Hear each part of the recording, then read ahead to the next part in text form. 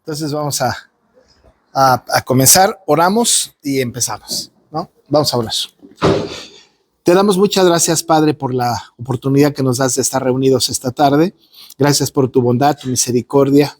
Gracias, Señor, porque nos enseñas tu palabra y aun y cuando somos imperfectos y podemos tener errores, ciertamente a través de tu Espíritu Santo confirmas tu palabra en nuestro corazón, en nuestra mente, y permites que podamos discernir y entender las verdades más profundas en estos corazones y mentes pecaminosas. Bendice a cada uno de nosotros, a los que vienen en camino, y permite que sigamos edificando hasta que Cristo venga.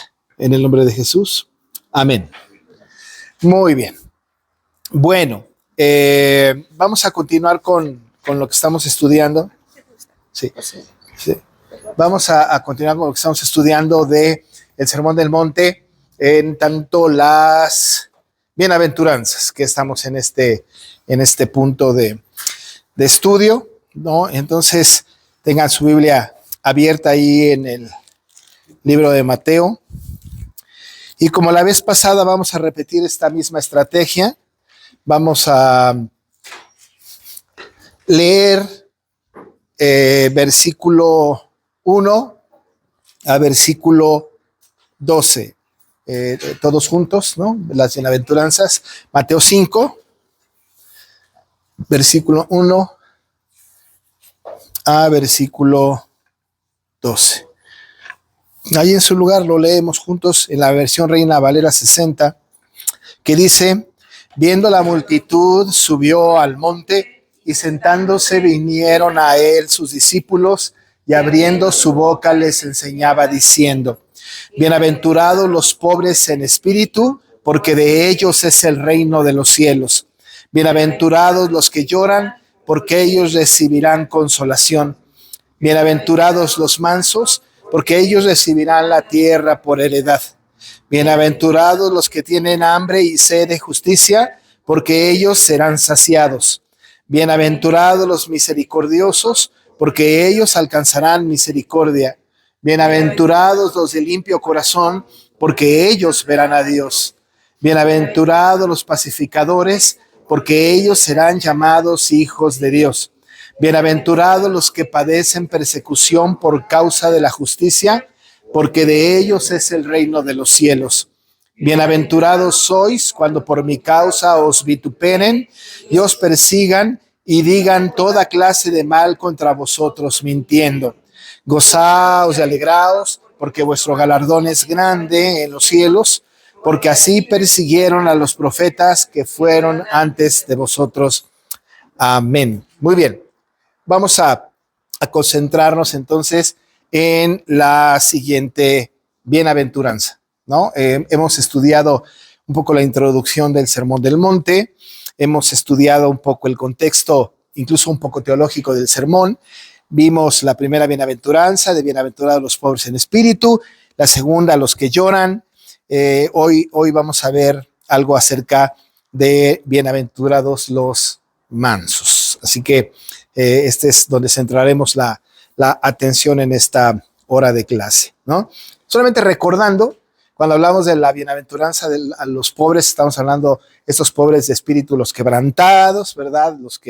Los que viven en función del reino, ¿no? Estos pobres en espíritu que declaran su bancarrota espiritual y que saben que están en función del reino. También hablamos acerca de los que lloran, y decíamos la semana pasada que estos que lloran no son aquellos que lloran por cualquier cosa, es decir, llorar no me hace bienaventurado si lloro con una película que me hace llorar, ¿no? Sino llorar por causa del pecado. Y en ese sentido dijimos que llorar por causa del pecado no es llorar por las consecuencias del pecado, ¿no? Es decir, ay, lloro porque pequé y ahora me va a pasar esto, ¿no?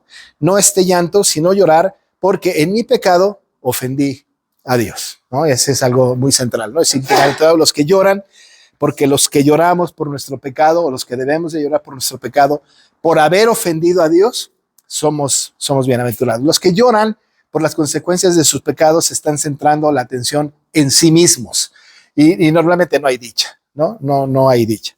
Pero los que lloran por la razón de haber ofendido al Señor, estos son bienaventurados, y dice la Biblia que ellos van a recibir consolación, ¿no? El Señor va a consolar, digamos, a cada uno de aquellos bienaventurados. Pero una cosa que quiero repetir casi todo el tiempo es este asunto de que las bienaventuranzas, el Sermón del Monte, como ya hemos comentado, está escrito o está dictado a gente creyente, a regenerados, que es un sermón contra cultura, no es un sermón que pueda ser aplicable, incluso ni siquiera entendible en su magnitud, en toda su magnitud, por gente no creyente, ¿no? Estamos hablando de una persona no nacida de nuevo, no va para allá, porque la gente que no es creyente tiene una manera de pensar que está en una línea distinta a lo que el Sermón del Monte está enseñando, ¿no? ¿Quién, verdad, del mundo no regenerado puede pensar que los pobres son bienaventurados, ¿no? Entonces no puede discernir esta verdad, ¿no? No puede gozarse y alegrarse porque su galardón es grande cuando es perseguido. ¿Por qué? Nada más nosotros podemos ser perseguidos por nuestra fe. En fin, no pueden entender el asunto de, como decía yo la vez pasada, poner la otra mejilla cuando me golpean en una, ¿no? Es decir, no lo pueden entender. Aun y cuando pueden entender el concepto, no pueden encarnarlo porque no han sido nacidos de nuevo. Entonces, esto no es para no creyentes. Pero la otra cosa que es muy importante recordar todo el tiempo es que estas no son características a las que queremos acceder, sino son, verdades o características de lo que somos, ¿no? No es decir, para que yo pueda ser bienaventurado tengo que ser así y así, no, porque soy bienaventurado, porque soy del reino, y hablábamos un poco acerca del reino, ¿no? De nosotros es el reino de los cielos, nosotros pertenecemos al reino, hemos nacido de nuevo y somos parte del pueblo de Dios, somos de la familia de Dios, entonces nosotros somos pobres en espíritu. Es decir, no voy a ser pobre de espíritu para entrar al reino, sino porque soy en el reino, soy pobre en espíritu. Porque soy del reino, entonces lloro y recibo consolación. Porque soy del reino, entonces soy manso y puedo heredar la tierra. Es decir, que estamos hablando no de una lista de asuntos que me acercan al reino, sino están hablando de características de los que somos ciudadanos del reino. Y hemos mencionado insistentemente que Mateo es el evangelista que más habla del reino, lo hace de muchas maneras, particularmente a través de parábolas, ¿no? En este caso, Mateo contó Tino, nos registra el discurso de Jesús resumido, ¿no? No sabemos qué tan extenso pudo haber sido, pero las cosas más importantes y todas tienen que ver con el reino, como bien lo vimos en la primera bienaventuranza, de que los de los bienaventurados es el reino de los cielos. Así que aquí nosotros nos tenemos que reflejar. Un poquito más adelante lo voy a mencionar, pero en cuanto a la mansedumbre, para tener esto como muy claro, cuando nosotros hemos sido nacidos de nuevo, recibimos en el nuevo nacimiento el fruto del Espíritu. ¿Y saben cuál es una parte del fruto del Espíritu? La mansedumbre, ¿no? Porque nosotros tenemos amor, gozo, paz, paciencia, benignidad, fe, bondad, mansedumbre y templanza. Así que nosotros no tenemos que ser mansos para entrar, sino porque somos mansos porque tenemos el Espíritu de Dios morando en nosotros. Así que entonces la mansedumbre es parte de nuestra realidad cristiana. A veces no somos tan mansos como debiéramos, ¿no? Pero cuando estudiamos este tipo de cosas y nos damos cuenta de esta realidad, entonces lo que nosotros debemos de pensar es algo que tengo y que tengo que poner a funcionar, ¿no? Tenemos que echarlo a andar, ¿no? Es como el fruto del Espíritu y no los frutos del Espíritu. El fruto del Espíritu, ¿no? Dice el fruto del Espíritu que yo tengo gozo, paz, paciencia, ¿no? Dices que yo soy impaciente, no la tienes. La paciencia ahí está, es un parte del fruto. No, que no la ejerzamos como debiéramos, ¿no? Santiago le dice a la gente de los expatriados, mas tenga la paciencia su obra completa, ¿no? Es decir, ahí está, nada más hay que ejercerla. Entonces, esto es una manera de como llamar nuestra atención a cumplir lo que ya tenemos, ¿no? Que es justamente estas características, estas cualidades que hay como creyentes. Entonces, nosotros que debemos de ser mansos, somos bienaventurados, ¿no? No es bienaventurados, ¿no? Son bienaventurados cuando sean mansos, sino somos bienaventurados porque somos mansos. Y entonces hay una recompensa, recibir la tierra por heredad. Vámonos despacio con esto. Vamos a hablar acerca de la mansedumbre y después de lo que trae como consecuencia o de la promesa que tenemos a partir de la mansedumbre. Acuérdense que las bienaventuranzas en el Sermón del Monte al principio hablan de esta expresión constante de bienaventurado, bienaventurado, bienaventurado, feliz, dichoso, etcétera, que es la primera parte que consta las bienaventuranzas. La segunda es la característica del bienaventurado, el que es bienaventurado, y la tercera, aquella cosa que adquiere o que tiene el bienaventurado, ¿no? Entonces vamos a revisarlo, ya no la palabra bienaventurado tanto como la característica del bienaventurado y lo que recibe el bienaventurado, y aquí pues vamos a tener que tomar el contexto bíblico y con toda seriedad entender lo que la Biblia dice en el contexto de todo el Nuevo Testamento y muy probablemente del Antiguo Testamento también, ¿no? ¿Qué es ser manso? Esa es una pregunta que tenemos que como contestarnos con toda honestidad acerca de los conceptos que están en la Biblia, ¿no? Cuando nos dicen que debemos ser mansos, ¿no? Que somos mansos, ¿a qué nos estamos refiriendo? Tristemente, en algunas expresiones que yo he escuchado en el pasado, se ha hablado acerca de hay que ser manso y no menso. No sé si han escuchado esta triste contraste, ¿no? Me parece un poco grosera, ¿no? Es decir, no, soy manso, no menso. Pero cuando yo digo soy manso, no menso, estoy diciendo hay cosas que no voy a tolerar. Porque menso no soy. Manso sí, menso no. Ahora, una persona que no es capaz de tolerar cualquier cosa, en realidad no es manso, ¿no? Más bien es menso por no ser manso. Es decir, estamos hablando entonces de, habría que tener cuidado con los conceptos. El mundo quiere enseñarnos acerca de este tema, ¿no? Y quiere darnos algunos elementos para que nosotros podamos definir lo que debemos de ser. Pero tenemos que acercarnos a la Biblia e incluso buscar en la Biblia personajes que sean ejemplos de mansedumbre para que incluso podamos imitar a aquellos que son mansos. Esta palabra entonces de manso, de la mansedumbre, tiene diferentes vertientes teológicamente. Algunas líneas que tenemos que seguir con cuidado en el poco tiempo que tenemos, porque no tenemos demasiado tiempo. Cuando hablamos entonces de la mansedumbre, tenemos que hablar de nuestra actitud hacia Dios y nuestra actitud hacia los hombres, ¿no? Nuestra actitud hacia Dios y nuestra actitud hacia los hombres. Tenemos que tener una actitud mansa delante de Dios, pero también tenemos que tener una actitud de mansedumbre delante de los hombres, no solamente delante de Dios, ¿no? Que esa pudiera ser un poco más fácil, aunque es tremendamente complicada, y tenemos que tener una actitud de mansedumbre delante de los hombres. Ahí, ¿verdad? Es donde quizá tengamos que poner un poquito más de atención. Entonces tenemos que hablar de esta actitud que hay delante de Dios, hacia Dios y hacia los hombres. Empezamos con la actitud hacia los hombres. ¿Cómo debemos de relacionarnos entre nosotros y con el mundo en este concepto de la mansedumbre? ¿Cuál debe de ser nuestro proceder en esta acción de mansedumbre ante las personas? Y también tenemos que definir cuáles personas. Solamente tengo que ejercer la mansedumbre con mis hermanos o tengo que ejercer la mansedumbre con aquel que no es mi hermano. Y entonces tenemos que ver lo que dice la Biblia y de ahí vamos tejiendo poco a poco este hilo hasta que podamos tener una interpretación lo más cercana posible. Quiero que busquemos en la Biblia, en la carta del apóstol Pablo a Tito, y vamos a tratar de que la Biblia nos conteste estas preguntas.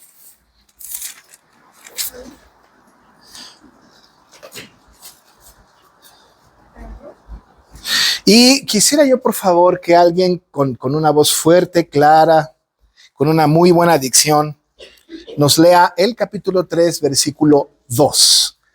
Tito 3, 2, Reina Valera 60. Que a nadie difame, que no sean pendencieros, sino amables, mostrando toda mansedumbre para con todos los hombres. Muy bien. Vamos a hablar de el todo abarcativo, ¿no? De la mansedumbre. Quiero hacerles notar en este pasaje, ¿verdad? Que lo que está haciendo Pablo es hablando a Tito para que a la gente de la iglesia en Éfeso y en otras partes se sujeten a los gobernantes, a las autoridades, que obedezcan. Y además termina en el primer versículo diciendo que estén dispuestos a toda buena obra, ¿no? Quiero decirles que la palabra toda del primer versículo con la palabra toda mansedumbre en el 3 y también todos es una palabra griega que espanta, ¿no? No que espanta, así de ¿no? Sino que espanta. Es que sí, yo ahorita me di cuenta de que puede resultar que espanta. No, no espanta. La palabra panta. Ahorita que cuando estaba estudiando esto, no pensé en eso, que podía ser confuso, pero bueno, panta, ¿no? Panta. Panta es todo siempre. Hay algunas ocasiones en que en el idioma original incluso pudiese no ser esta la palabra, pero la expresión toda es una expresión todo abarcativa. Por ejemplo, si estamos hablando de nuestros todos son relativos. Yo les puedo decir todas las sillas, pero un día las sillas se acaban. ¿No es cierto? Entonces, todas las sillas están limitadas a un número de sillas X. Yo digo, todas las sillas del templo es solamente aquellas sillas que están en el templo, pero hay más sillas en otro lado, de tal manera que el todo mío es relativo, porque solamente depende de la circunstancia en donde me encuentre y del lugar donde yo esté. Así que nuestros todos son en realidad relativos, en todos los sentidos, ¿eh? Incluso nuestro amor hacia, así tristemente, ¿no? Hacia esposa, esposo, hijos, etcétera, pudiera tener un cierto sentido de relatividad, ¿no? Que no debería. Pero en este sentido, en la Biblia, hay un sentido interesante desde el punto de vista de la hermenéutica bíblica, en donde hay un análisis acerca de las expresiones de todo, que es absolutamente todo abarcativo, que no deja de alguna manera un resquicio para que haya algo que no, ¿no? Tenemos que presentar nuestras oraciones también con toda, ¿qué dice la Biblia? ¿Se acuerdan? Con toda oración y ruego. Con toda oración y ruego, ¿no? Es decir, eso es absoluto. Tenemos estos absolutos, ¿no? Que no deja resquicio, que no hay posibilidad de que digan, esto sí, esto no. No. Todo es todo, ¿no? Todo es todo. Si mi esposa le dice a mis hijos, quiero que levantes todo lo que está en la mesa, y el hijo pregunta, ¿también el salero? Todo, ¿no? Es decir, no hay manera de que no se entienda. Ahora, todo es todo abarcativo. Todo es todo abarcativo. Entonces dice que estemos dispuestos a toda buena obra. Y luego añade Pablo que a nadie difamen, ¿no? Es muy común que podamos difamar al gobierno, a las autoridades, ¿no? Sino que seamos amables, y aquí viene el problema. Bueno, no hay problema, sino la enseñanza. Con toda mansedumbre, ¿no? Para con todos los hombres. Así que nuestra énfasis sobre la mansedumbre, que ahorita voy a dar algunas características de la mansedumbre, tiene que ser toda mansedumbre. Y a todos lados. No dice a todos los hombres, ¿no? Pero toda mansedumbre, y dice aquí entonces, para con todos los hombres. Esto excluye la posibilidad de que nosotros digamos que nuestra mansedumbre toda solamente está centrada en el creyente, en el hermano, ¿no? Si yo soy manso con mis hermanos de la iglesia, pero no con los demás, ¿no? Si a los demás no. Pero entonces esta expresión tiene este sentido de todos los hombres, tiene este sentido de toda mansedumbre. La naturaleza intrínseca entonces de la mansedumbre, ¿no? Es aplicarla a esta expresión de la clase de mansedumbre es toda y también para con todos los hombres.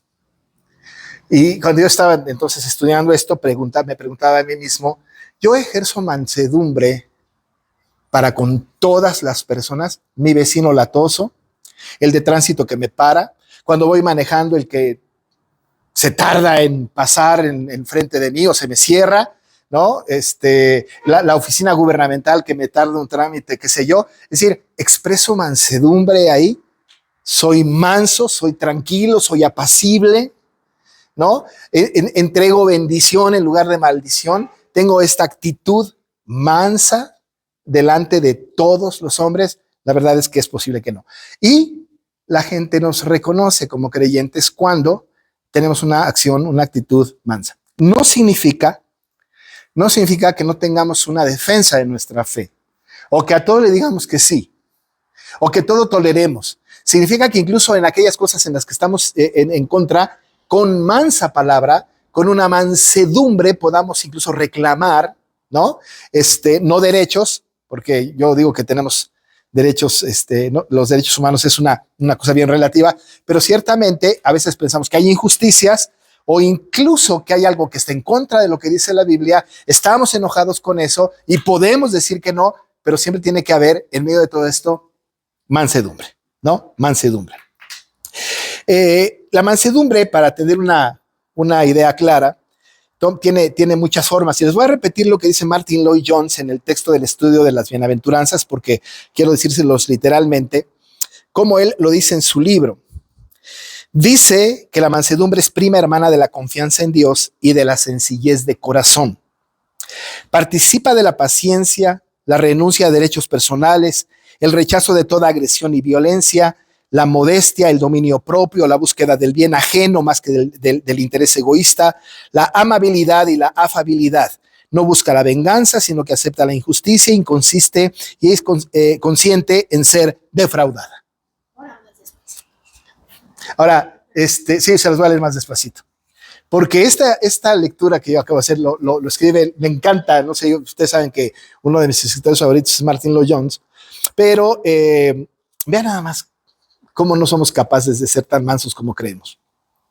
Prima hermana de la confianza en Dios y de la sencillez del corazón, ¿no? Dijéramos nosotros, si estuviéramos en un checklist, check, ¿no? Participa de la paciencia, la renuncia a los derechos personales, la mansedumbre, ¿eh? El rechazo de toda agresión y violencia, el rechazo, la modestia, el dominio propio, la búsqueda del bien ajeno más que del interés egoísta, la amabilidad y la afabilidad. No busca la venganza, sino que acepta la injuria y consiente en ser defraudada, ¿no? Si recibe la injuria, consciente de que seamos defraudados. Y otra vez, ¿verdad? Dado este mensaje del sermón que es contracultura, el mundo no se conduce así. No acepta, ¿verdad? La injuria no la va a aceptar nunca. No va a tener paciencia, no va a tener un corazón apacible, no va a confiar en Dios, no va a renunciar a sus derechos personales. Pero una persona mansa va a buscar mejor, más bien, el bien del otro que el bien mismo. Está buscando que el otro sea beneficiado más que uno mismo. Insisto, y creo que de ahí viene este concepto tan terrible de somos mansos pero no mensos, ¿no? De ahí viene ese concepto. Tenemos que tener mucho cuidado, mucho cuidado. Ciertamente debemos aceptar, ¿verdad? El bien del otro en lugar de mi bien mío, del bien personal, siempre y cuando mi bien personal no se vea afectado en mi vida, y cuando hablo de mi vida, en mi vida física, ¿no? O que vaya a contravenir la palabra del Señor. Habría que ser como muy cuidadosos con esto. En la Biblia tenemos algunos ejemplos o varios ejemplos acerca de renunciar a los derechos personales y de aceptar la injuria. Incluso cuando Pablo escribe a los Corintios, ¿no? Él les dice que si alguno es defraudado, que sea defraudado, ¿verdad? No importa. Incluso dice, no lleven sus asuntos a los tribunales, no los lleven, que no hay ningún entendido entre vosotros, no hay quien juzgue entre vosotros. Si han de ser defraudados, que sean defraudados. Y eso en la mente pecaminosa del hombre no nos entra, no nos encaja. Pero la mansedumbre tiene que ver con esto, incluye a todos los hombres. ¿Ustedes creen que sería fácil o que es fácil buscar el bien de mi vecino latoso, de mi compañero de trabajo latoso, del compañero de escuela latoso, el bien de él por encima del mío cuando él ni cristiano es? Bueno, eso hizo Cristo con nosotros, ¿no es cierto? O sea, eso hizo Cristo con nosotros. Nosotros no merecíamos absolutamente nada, en absoluto nada. Y ahorita vamos a ver algunos casos en donde justamente podemos notar la mansedumbre de algunos que se condujeron de esta manera, ¿no? Hay que tener este concepto de mansedumbre, esta congruencia en nuestro pensamiento. Pero por otro lado, no solamente la mansedumbre se ve en relación con los otros o los hombres, todos los hombres, sino también con Dios, ¿no? La mansedumbre aceptando la voluntad de Dios y acatando las disposiciones de Dios. En relación con los hombres no creo que haya mucho más que decir, pero en cuanto a Dios, ¿cómo debemos nosotros ser mansos delante de Dios?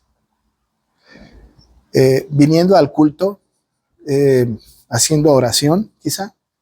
Es muy probable que esas cosas sean o contribuyan al bien espiritual de cada uno de nosotros, pero será todo lo que tenemos que hacer en cuanto a mostrar una actitud mansa y delante de Dios.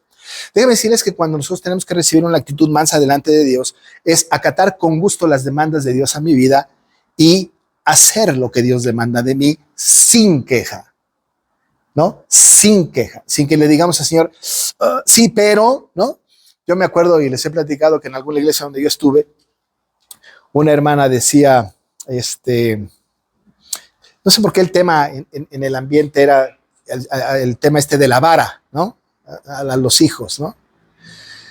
Y entonces esta hermana decía, bueno, la Biblia dice, ¿verdad? La Biblia dice que tengo que darle vara a mi hijo cuando está mal, ¿no? Cuando desobedece, etcétera. Eso dice la Biblia.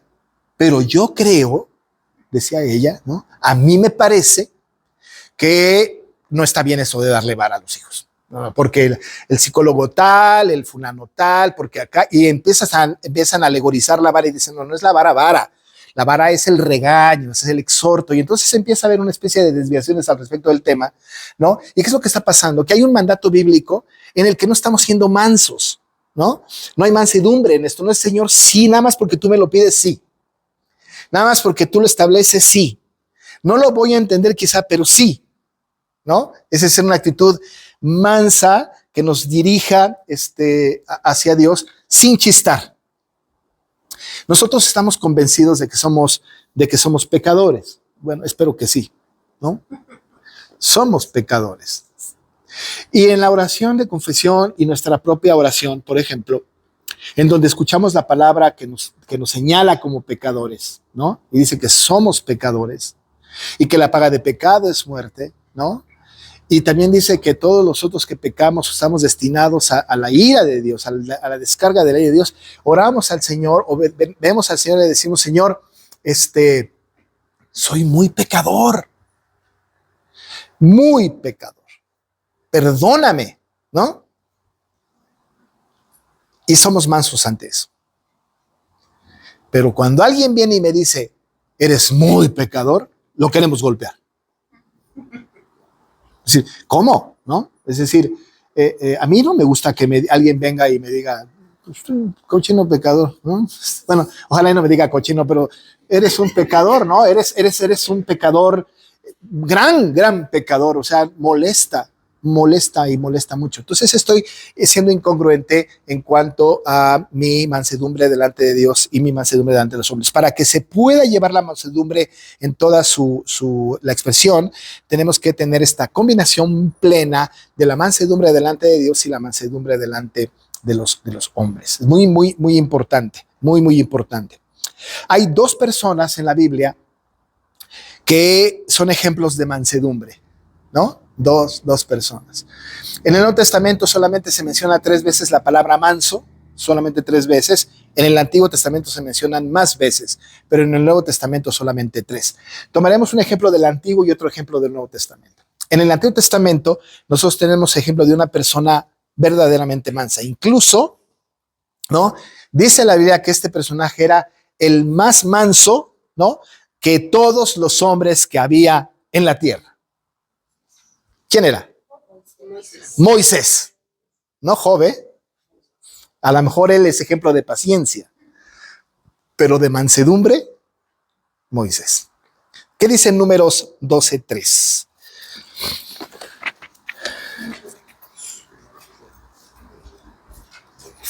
Números 12. El varón Moisés era muy manso, más que todos los hombres que había sobre la tierra. Sí, maravilloso. Dice ahí que no, aquel varón era muy manso, más que todos los hombres que había sobre la tierra. Muy, pero muy manso. ¿Dónde está la mansedumbre de Moisés? ¿Por qué el Señor distingue a Moisés como el más manso que hay sobre la tierra? Y la otra pregunta es, ¿solamente en su generación? Es decir, solamente esta mención es el hombre más manso que hay sobre toda la tierra, dice la expresión para no equivocarme. Todos los hombres que habían sobre la tierra, ¿es solamente para los hombres de su generación? ¿O es el más manso que ha habido y que habrá y que no se repetirá? ¿No? Es decir, habría que tener como una reflexión al respecto. Los comentaristas más serios dicen que el ejemplo de mansedumbre de Moisés, hablando desde el punto de vista de cualquier ser humano, en cualquier tiempo, fue Moisés. Desde luego, ahorita vamos a ver al segundo que es más que Moisés, ¿no? Pero, ¿no? Fuera de Jesús, ¿no? Moisés es el hombre más manso que hubo sobre la faz de la tierra, sobre toda la tierra. ¿Dónde está la mansedumbre de Moisés? ¿No? ¿Cómo se nota la mansedumbre de Moisés? Cuando hablamos entonces de Moisés, ustedes deben de saber, o nosotros sabemos por la historia de la Escritura, que él era manso delante de los hombres, y de todos los hombres, de los egipcios y de los de Israel. Era manso. Acataba disposiciones, entendía los asuntos culturales de su época, pero por otro lado, sufría los agravios. Es decir, era capaz de sufrir las consecuencias, ¿verdad? Las consecuencias de su propia falta, de su propio pecado, de su propia vida. Había acatado las disposiciones de Dios y aun y cuando hubo queja y al final de su vida, ¿no? Cuando le dice el pueblo a Moisés, tenemos sed, y que Moisés dice, os hemos de hacer salir agua de esta peña, dice Dios, os hemos, tú que has hecho nada, ¿verdad? Y lo castiga y no lo deja entrar a la tierra prometida y lo castiga, ¿no? ¿Y saben qué hizo Moisés? Lo acató. No dijo, Señor, llevo 40 años con esta gente tan inconsistente, hice esto, hice aquello, saqué al pueblo, luché con no sé qué, ¿verdad? ¿Cómo no me vas a dejar entrar? Lo aceptó. Pero no solamente en ese evento, sino que en otros eventos. Miren, vamos a Deuteronomio 15.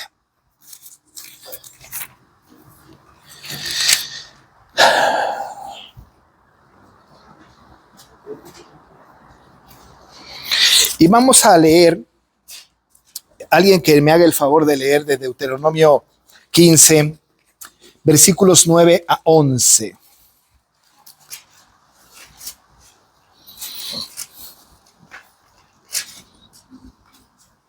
Dice, guárdate de tener en tu corazón pensamiento perverso, diciendo, cerca está el año séptimo, el de la bendición, y mires con malos ojos a tu hermano menesteroso para no darle, porque él podrá clamar contra ti a Jehová y se contará por pecado. Sin falta le darás y no serás de mezquino corazón cuando le des, porque por ello te bendecirá Jehová tu Dios en todos tus hechos y en todo lo que emprendas, porque no faltarán menesterosos en medio de la tierra. Por eso yo te mando diciendo, abrirás tu mano a tu hermano, al pobre y al menesteroso en tu tierra. Vean ustedes la actitud de Moisés, ¿no? Mansa, de atender al menesteroso. Dice desde el versículo 7, ¿no? Dice que cuando haya en medio de ti menesteroso de alguno de tus hermanos en alguna de tus ciudades en la tierra que Jehová tu Dios te da, no endurecerás tu corazón, ni cerrarás tu mano contra tu hermano pobre, sino la abrirás a él tu mano libremente y en efecto le prestarás lo que necesite, ¿no? Tenemos a un Moisés dadivoso que está diciendo, hay que darle, hay que apoyarle, hay que sustentarle. Ahora, déjenme decirles que en el contexto de este pasaje, evidentemente hay algunos silencios y cuando hay silencios en la Biblia no debemos nosotros de ninguna manera añadir información, ¿no? Es importante, pero en el desierto, y tenemos que recordar que Deuteronomio es la repetición de la ley, ¿no? En el desierto había muchos enemigos y la mayoría de la gente menesterosa, a pesar de que había gente menesterosa en su pueblo, era de pueblos extraños que llegaban y entraban al pueblo. ¿no? Que se sumaban al recorrido. Dicen los historiadores más serios del Antiguo Testamento que el pueblo de Israel, cuando salió de Egipto, salieron cerca de 2,5 millones de judíos, ¿no? Llegaron solamente 12 personas y sus familias y salieron casi 2,5 millones después de la esclavitud y salen al desierto, pero en el desierto fueron muriendo algunos, pero se fueron añadiendo otros de otras regiones. Otros que habían creído en el Jehová en el cual Moisés creía y que se iban sumando a esta peregrinación. Y evidentemente, como Abraham había recibido la instrucción que al extranjero que entra dentro de tus puertas circuncídale, no hay duda de que gente estaba llegando también, sumándose al pueblo. Incluso dicen también que parte de algunos egipcios que sí creyeron a Jehová, que pusieron sangre en los dinteles de sus puertas donde no pasó la muerte, algunos egipcios, ¿verdad?, debieron haber salido con el pueblo al peregrinaje en el desierto para adorar al Dios que acababan de creer.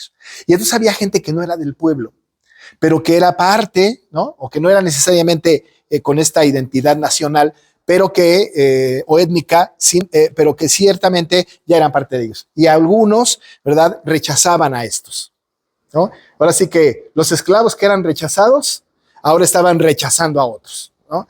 Y en muchos episodios de la Escritura vemos a Moisés amorosamente diciendo, hay que darles, hay que salvarles, hay que atenderles, hay que estar al pendiente de ellos. Pero hay otro episodio muy interesante en la vida de Moisés, es muchos.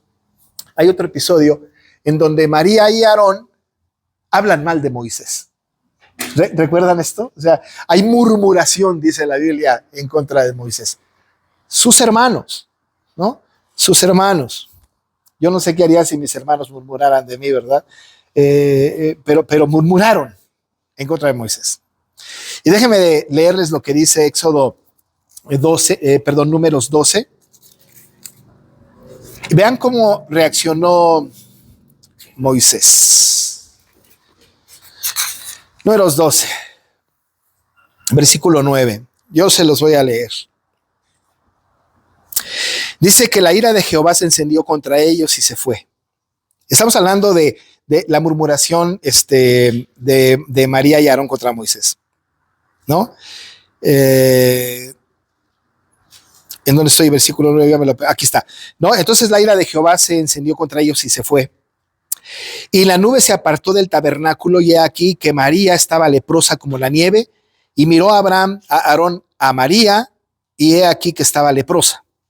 Y dijo Aarón a Moisés, oh Señor mío, no pongas ahora sobre nosotros este pecado porque locamente hemos actuado y hemos pecado. No quede ella ahora como el que nace muerto y que al salir del vientre de su madre tiene ya medio consumida su carne. Entonces Moisés clamó a Jehová diciendo, te ruego, oh Dios, que la sanes ahora. No parece sencillo, pero lo que tenemos nosotros aquí es un acto de mansedumbre de parte de Moisés, en donde a pesar de que sus hermanos estaban murmurando contra él y que ya había un juicio divino en contra de ellos, como la lepra de María, entonces Aarón intercede por María, a pesar de que Aarón mismo había murmurado en contra de Moisés, y lo que hace Moisés es no responder de acuerdo al daño, sino que verdaderamente con una actitud, digamos, madura, cristiana, por decirlo de alguna manera, ¿no? Clama a Jehová y le pide que le sane a María ahora, ¿no? Te ruego, dice, oh Dios, que le sanes ahora. La mansedumbre de Moisés no solamente entonces se muestra en estos dos episodios, sino a lo largo de toda la historia de Moisés. Esto no significa que es perfecto, significa que es un ejemplo de mansedumbre. Si quisiéramos tener un tipo de mansedumbre al cual estudiarlo bien y poder seguirlo, bueno, la Biblia nos autoriza que sea Moisés. Pero hay otro, y aquí vamos a detenernos un poquito más, lo que resta del tiempo. Hay otro y es el mejor. Jesús, ¿no? Es lo mejor, ¿no? Y miren nada más, ¿qué dice Jesús? Déjenme decirles antes de entrar al texto, que hay un libro que por favor cómprenlo, por favor, ¿no? Léanlo, yo ya lo he leído como 3 veces, ¿no? Me encantó. ¿Eh? Está en PDF. Creo que lo están vendiendo, ¿no? Está en la librería, ¿no? Si está vendible, no les voy a pasar el PDF. Cómprenlo. ¿No? Dane Ortund. Dane Ortund. Manso y humilde se llama el libro. De veras, cómprenlo, por favor. ¿No? Si son muy arriesgados, bájenlo de internet, ¿no? Ya darán cuentas al Señor después. Pero como se está vendiendo, cómprenlo. En Kindle creo que lo pueden, en Amazon, y en Arcoíris de Madero, yo lo he visto. ¿No? Sí, bueno, pero pagas una suscripción en Kindle, ¿no? Bueno, en fin, manso y humilde. Dice este autor, de veras yo creo que el Señor inspiró a este hombre, no como los escritores de la Biblia, ¿no? Pero le dio una visión muy clara acerca del Señor Jesucristo. Todo el libro habla de Jesús. Y él dice, el único lugar en donde Cristo se autodescribe, dice algo de sí mismo, es aquí. No hay ningún lugar, entonces dice, y la verdad es que buscando yo digo, ay, ¿a poco no? No hay, bueno, yo tampoco he encontrado un lugar en donde Cristo hable o se describa así con alguna característica particular. Una característica es su carácter, valga la redundancia, ¿no? Una característica particular, en ninguno. Pero en ese texto, lo que dice él en Mateo 11:29, ¿no? Esto,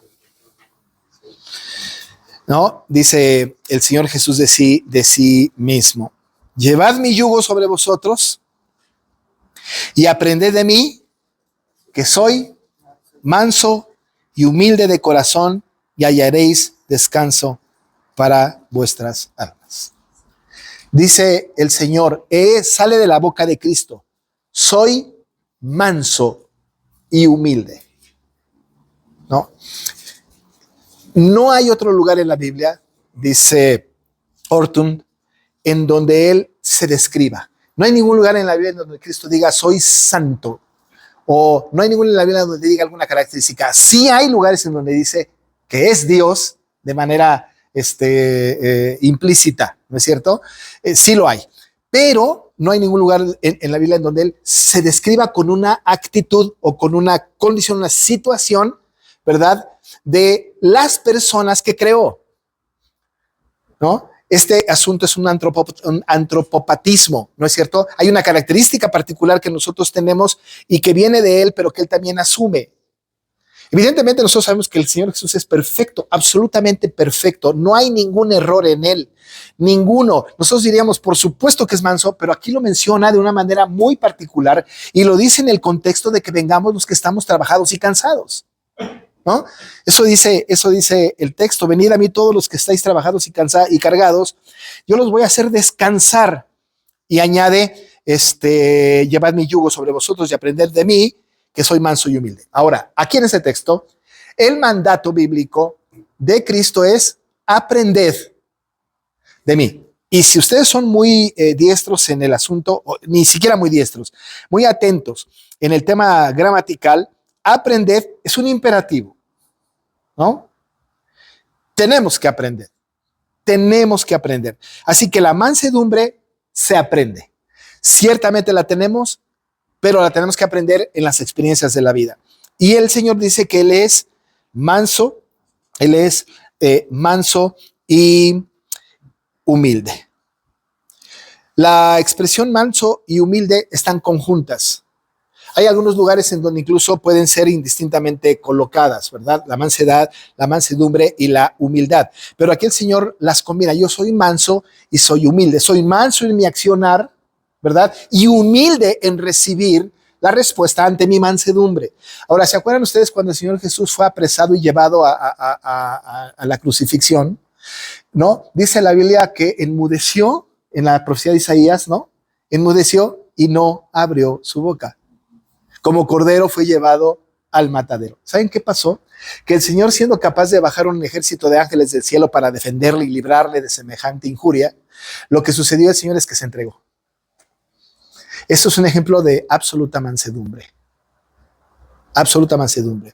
Siendo el Rey de Reyes y Señor de Señores, él humildemente, ¿no?, se reconoció como el servidor de nosotros. Yo no vine para ser servido, sino para servir. No tenemos mayor ejemplo de mansedumbre y de humildad que la del Señor Jesucristo. Moisés, terrenalmente hablando, pero fue pecador, pero de Cristo, que no fue pecador, ¿no? Un hombre absolutamente manso, que ante la injuria nunca respondía para autodefenderse. Él no lo hacía, ¿no? No lo hacía, sino que recibía el agravio, fue crucificado por causa nuestra y lo sufrió, ¿no?, de una manera de mansedumbre y de humildad. La humildad de Cristo no solamente se refleja al final de su vida, sino que la humildad de Cristo se refleja en primer término en la humillación de la encarnación. Es decir, se encarna en María y ese es un acto de la humillación de Cristo. ¿Qué necesidad había, no? Pudo haber llegado como adulto y hacer la obra de redención. La humildad del Señor Jesucristo se ve en dónde nació, con qué mujer nació, no con una reina, sino con una muchacha humilde, de humilde condición. Es la humildad que sí está ligada con la humillación, desde luego. Vivió en una casa prestada, murió en una tumba, lo enterraron en una tumba prestada, incluso fue crucificado en una cruz prestada, porque era humilde y no reclamó nada para sí.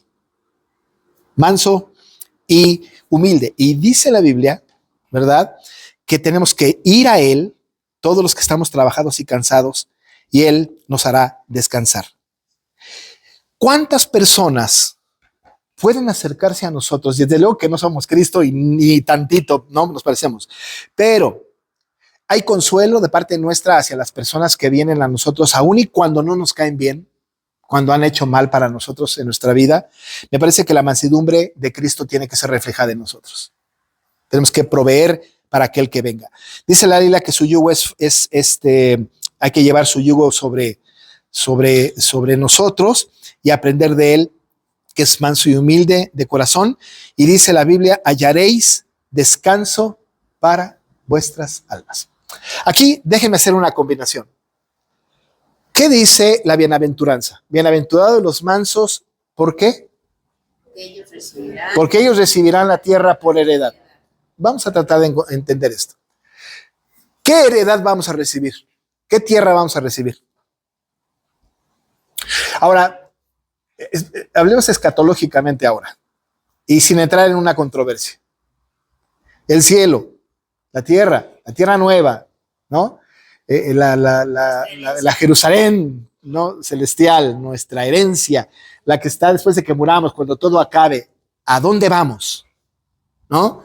¿Es espiritual, es en el cielo, o será aquí donde nosotros vivimos? ¿No? Porque dicen algunos, ¿no?, tierra nueva, es esta nueva. Como el hombre nuevo, soy pero nuevo, ¿no? O estamos hablando de algo que en este término metafórico o no metafórico, de los cielos, en donde habitaremos en un lugar que no es la tierra. Independientemente de esto, donde sea, donde habitemos cuando esto termine, dice la Biblia que los mansos heredarán la tierra, tendrán la tierra por heredad. ¿Cuál tierra? De todas maneras está prometido para todos los creyentes que viviremos con Él por siempre. Y en realidad, por lo menos a mí no me interesa si me da 1 metro cuadrado de la Tierra Santa. No tengo ningún interés.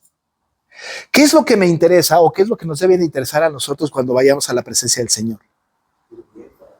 ¿Perdón? ¿Qué dices? Es la mayor recompensa. ¿Sí o no? ¿Y qué vamos a encontrar en la presencia del Señor? A Él es suficiente. Su descanso. ¿No es cierto? Paz. Descanso. Dice la bienaventuranza que el manso recibirá la tierra por heredad. Y Cristo dice aquí, hallaréis descanso para vuestras almas. Él es manso y humilde de corazón, ¿no es cierto? Yo soy manso y humilde de corazón y hallaréis descanso para vuestras almas. Tenemos almas atribuladas, tenemos almas angustiadas, pero un día moriremos. Recibiremos la tierra por heredad, que no es una porción de una tierra física, sino es la presencia maravillosa del Señor que nos va a dar descanso.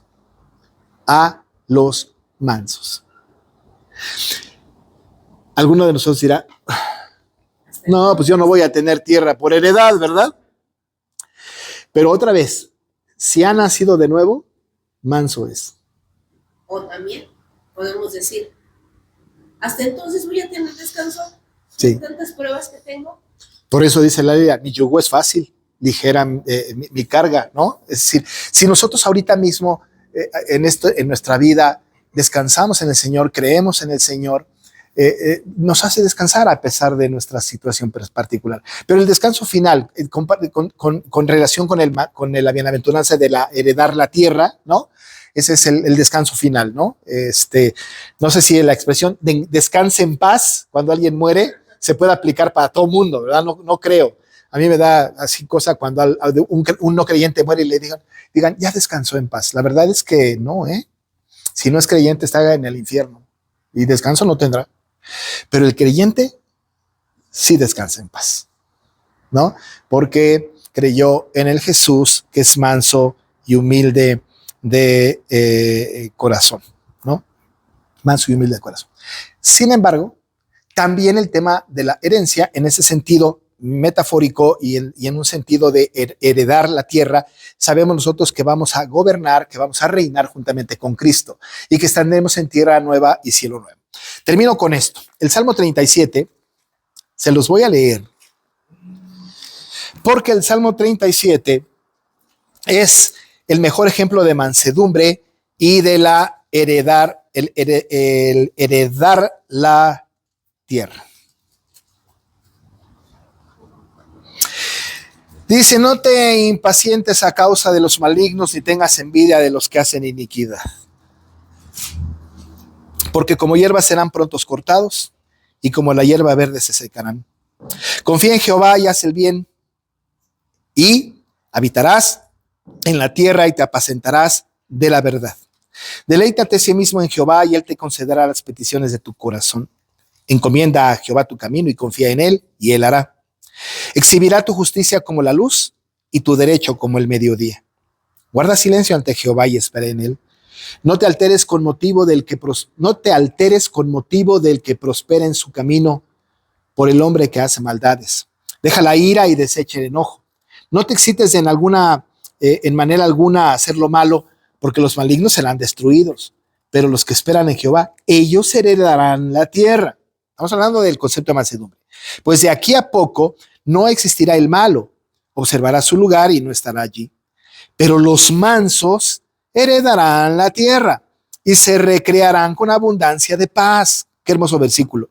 Maquina el impío contra el justo y cruje él sus dientes. El Señor se reirá de él porque ve que viene su día.